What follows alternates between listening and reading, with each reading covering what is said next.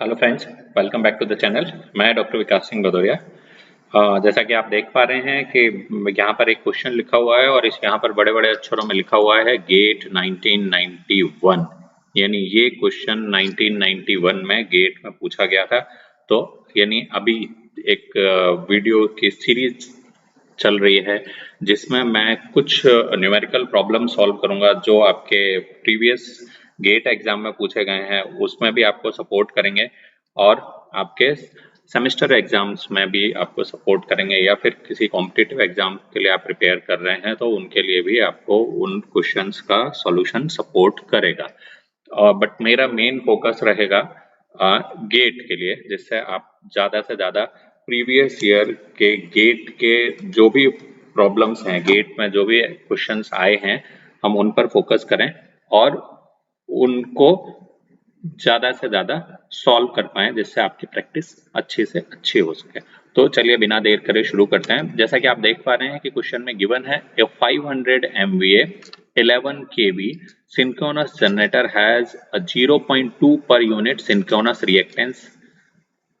The per unit synchronous reactance on the base value of 100 MVA and 22 kV is।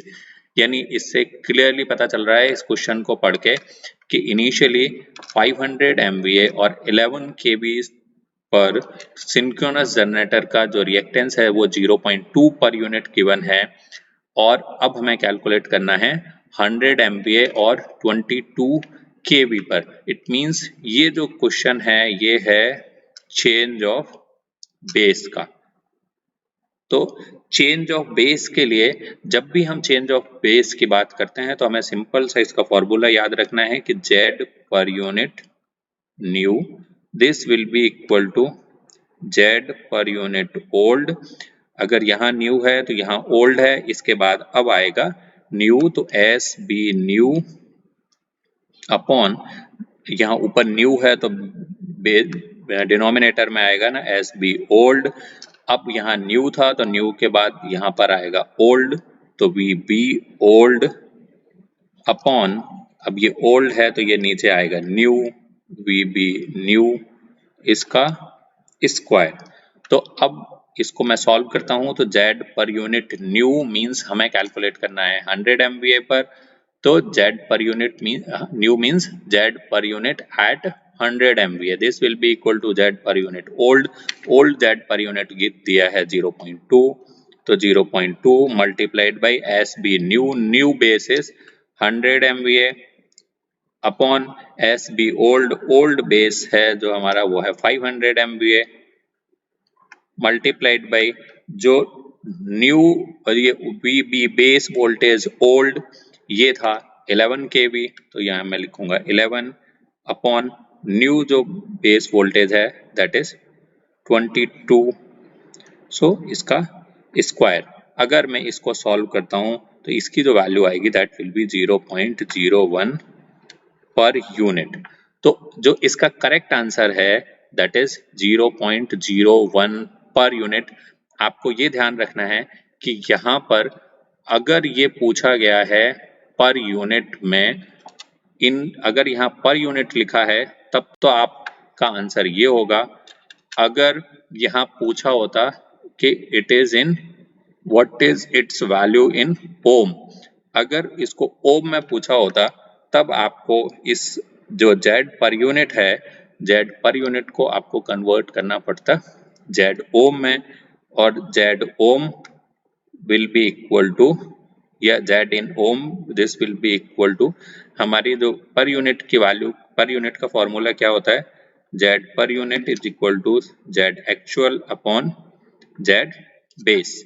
तो Z actual या Z in ohm this will be equal to Z per unit multiplied by Z base, और Z base is equal to क्या होता है, Z base की value जो हम calculate करते हैं Z base is equal to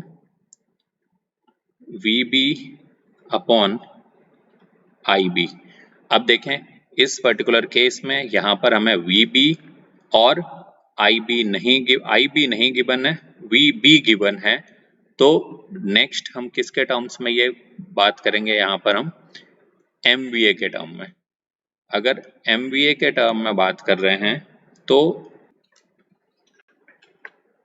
यहाँ पर SB इज इक्वल टू होता है VB इंटू IB, तो IB is equal to SB upon VB। तो इस IB के वैल्यू को मैं अगर यहाँ रखता हूँ तो this will be equal to VB square upon SB, और इसकी वैल्यू को मैं यहाँ रख दूँ तो this will be is equal to Z per unit into VB square upon SB। So this will be equal to 0.01 multiplied by, अब ये जो VB स्क्वायर है, ये VB स्क्वायर में कौन सा वाला देखूंगा, न्यू। तो न्यू बेस कितना था हमारा 22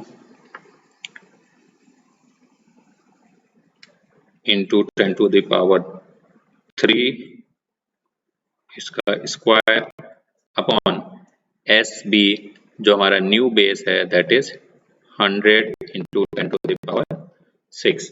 तो जब मैं इसको सॉल्व करता हूं,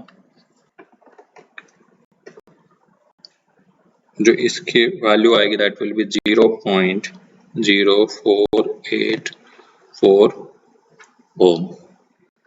सो this is the final answer in ohm. तो आप देख सकते हैं कि ये बहुत ही आसान प्रॉब्लम है। इसी तरीके के क्वेश्चंस गेट में या और कॉम्पिटिटिव एग्जाम में पूछा जाते हैं, बहुत ही सिंपल फॉर्मूला बेस्ड या कॉन्सेप्ट बेस्ड। इसी तरीके के फॉर्मूला बेस्ड या कॉन्सेप्ट बेस्ड क्वेश्चंस के और सॉल्यूशन जानने के लिए चैनल से जुड़े रहिए। चैनल से जुड़ने के लिए चैनल को सब्सक्राइब कीजिए। सब्सक्राइब करने के बाद बेल आइकन को प्रेस करना बिल्कुल मत भूलिए। Thanks for watching.